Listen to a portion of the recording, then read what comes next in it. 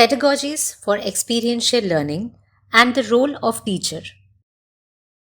Experiential learning is essentially a principle that focuses on providing experiences and simulations that result in the creation of knowledge by a learner.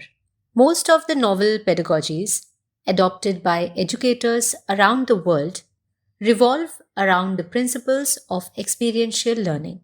Such pedagogies have been extensively discussed in other modules of this course, like task based learning, gamification, art integrated learning, etc. All these methods are learner centric, built on situations and activities where learning takes place by doing. There are two more approaches worth mentioning here. The first one is service based learning. In this approach, activities are designed in such a manner that learning takes place by doing and it also serves the community. This takes the learners from simulations to the real world. For example, poster making, where the students will be engaged in making the posters in the classroom using their creativity and higher order thinking. When they make posters for rallies and demonstrations such as Swachh Bharat Mission or Yoga Day to spread awareness in the locality, they are also serving the immediate community. This reinforces the learning and they also get first hand experience with the use of posters.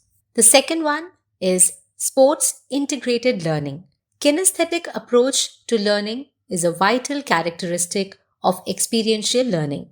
It is known for its thorough and active involvement of the learners, and the sports integrated learning method is quite effective for young learners. Cross curricular activities can be planned by coordinating with the physical education teacher. The students could be asked to write the rules of a game or create a new game in their physical education class. This concept is also related to language across curriculum, transforming teachers' role, expectations, and challenges. There has been a paradigm shift in education. As mentioned earlier, education today is learner centric, and therefore, the traditional teacher has to evolve to take up new and different roles. The lecture method is no longer used in schools and expects the students to show a change in behavior. This is because the students are exposed to a much more complex and dynamic environment. So, your role shifts from that of an instructor or transmitter of knowledge to a facilitator, mentor, or guide. You will be the one who will be scaffolding students through the entire process. It is pertinent to mention here that all experiences do not lead to learning. In case the activities are not mapped with the learning outcomes, it can result in ambiguity. Experiences can be misleading if they are not supervised properly. All experiences cannot be productive, and all experiences do not yield a positive result. In such a scenario, the role of the teacher increases manifold instead of diminishing or losing its value. Would you call the following situations examples of experiential learning? A video clip is shown to children and then they are asked to reflect on the video shown by sharing their views or interpretations. The second situation, where the learners are engaged in role play. And the third one, where the learners are asked to collect samples of soil. None of the above situations can be called instances of experiential learning unless they are composed of all the stages of learning. This is where the role of the teacher becomes paramount in a classroom situation. You have to design activities as well as plan their execution, keeping in mind the expected learning outcomes. You are instrumental in selecting the pedagogical approach, deciding time limits, seating arrangement, etc. You also need to ensure that students participate in all the stages of the learning cycle to successfully implement experiential learning.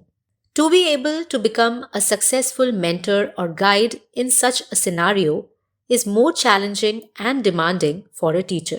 You need to map the activities as per the expected change in behavior and yet need to abstain from intervening or instructing excessively. The learners are to be provided with the freedom to feel and reflect without the influence or opinions of others. One of the most important concepts related to experiential learning is the interdisciplinary approach to learning. An experience cannot be compartmentalized into one subject. The boundaries are bound to get merged for a richer experience. For a chapter like Kathmandu from class 9th English textbook, the learning situation might benefit from including the political map of India and its neighboring countries in mind while planning the lesson. In such a situation, you are also required to collaborate with other teachers at times. The scope and horizon of experiential learning are wide and ever growing. To keep pace with the changing times, you need to actively pursue continuous professional development around innovative pedagogies. Teacher autonomy is something that gains prominence when it comes to experimental methods of classroom transaction. You have to be very lucid with the overall guideline of participation and presentation. It is a welcomed move to share the objectives with the students so as to eliminate ambiguity. If they are clueless regarding what is expected from them, it might lead to chaos and confusion.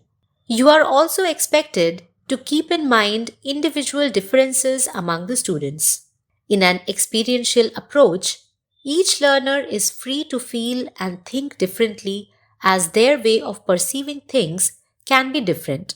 Each learner will construct meaning in her or his own way. You may step in during the reflection stage by helping them weave all the different ideas together. Sample steps for creating experiential learning situations.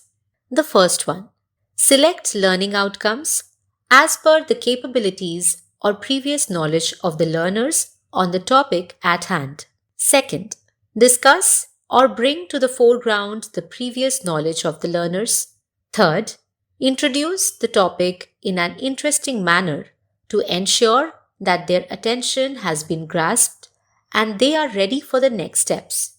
It could be through videos, brainstorming sessions, games, etc.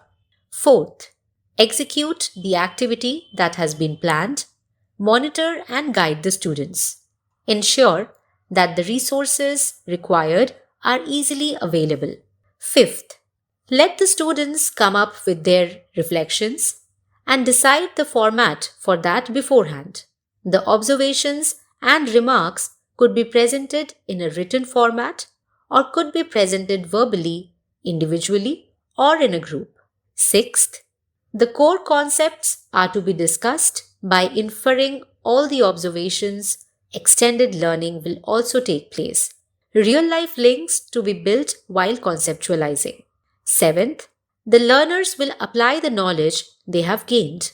And eighth, the teacher will assess the level of learning achieved by making rubrics.